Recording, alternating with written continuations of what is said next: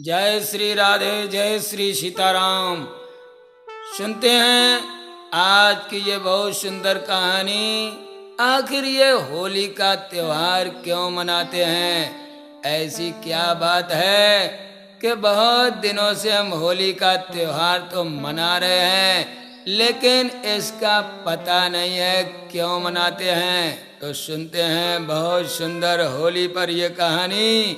होली माता की जय जयकार क्यों करते हैं? आखिर ये होली देवी है या फिर राक्षसी है? तो सुनते हैं ये सुंदर कहानी। जिस समय महात्मा कश्यप और दिति के द्वारा दो पुत्र हुए, जिनका नाम था हणाच और हणाकश्यप। हणाच का वध तो भगवान ने 12 अवतार लेकर कर दिया।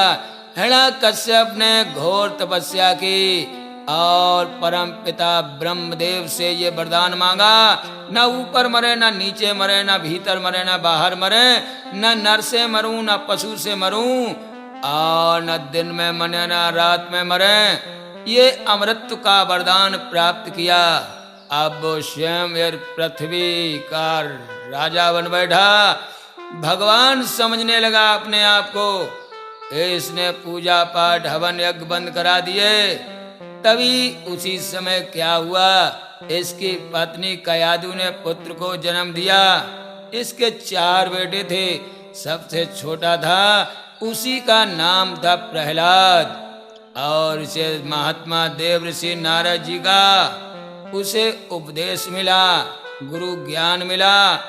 तो वो बालक भगवान का परम भक्त बन गया और वह निरंतर ओम नमो भगवते वासुदेवाय ये 12 मंत्र का जाप करने लगा।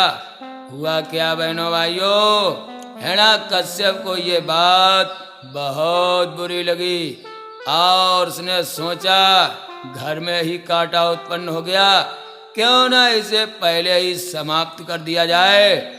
उसने तरह तरह से यत्न किए, लेकिन प्रहलाद को मार नहीं पाया। उसी समय उसकी बहन, जिसका नाम था सिंहका, उसके पति का नाम था विद्युजीवा, इसने अपने स्वयं बहनोई का वध किया था। हिरण्यकश्यप ने होलिका विधवावस्था में थी। उसी समय आई और सिंहका कहने लगी, भाई तुम बड़े उदास हो, क्या बात है? तो हिरण्यकश्यप ने सारी बात को जैसे बताया। वो कहने लगी, चिंता न करो, तुम्हारा ये कांटा हमेशा के लिए मैं दूर कर दूंगी, क्योंकि हमारे पास है सूर्य भगवान का दिया हुआ वो शीतल चीर, जिसको मैं अगर ऊपर डाल के अग्नि में भी बैठ जाऊं तो अग्नि हमें जला नहीं सकती है। मैं उस भतीजे को लेकर के बैठ जाऊंगी अग्नि पर, तुम लकड़ियों का प्रबंध करो। तो उसी समय हिरण्यकश्यप ने आदेश दिया। तो आदेश का पालन करते हुए सिपाहियों ने 1 महीना लकड़ी इकट्ठी की। आज भी जब होली रखी जाती है तो 1 महीना पहले से इतनी लकड़ियां इकट्ठी की एक विशाल ढेर बन गया। समय आया 14 को, तो हुआ क्या, होलिका जिसका नाम सिंह का था, उसने प्रहलाद को गोद में लेकर उसी अग्नि के ढेर पर बैठ गई। हिरण्यकश्यप के आदेश पर उसमें अग्नि जला दी गई। अग्नि की लपटें उड़ने लगी।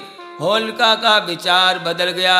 वो सिंह का मन में सोचने लगी, मेरे पति को मेरे भाई ने मारा है और मेरे भाई को मारने का कारण बनेगा मेरा भतीजा।